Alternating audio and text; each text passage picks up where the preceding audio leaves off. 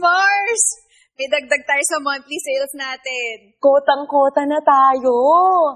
Mars, pa-blowout ka naman. Oo ba? Pagbalik ko from Bicol, ha? Kaya, aasahan ko yan. Anyway, Mars, ako na pala bahala dun sa mga paperworks ni ma'am. And check ko na din kung may updates ang team, ha? Okay, Ay, Rox, Mars, tumatawag yung lola ko. Kailangan ko ito sagutin. Sige, Mars, na thank you ulit. Oh, sige.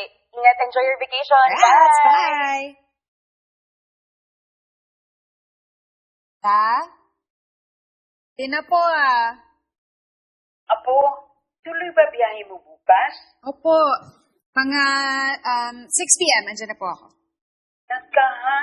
Pag-isa ka lang. Worry la. Advance happy birthday po, ha?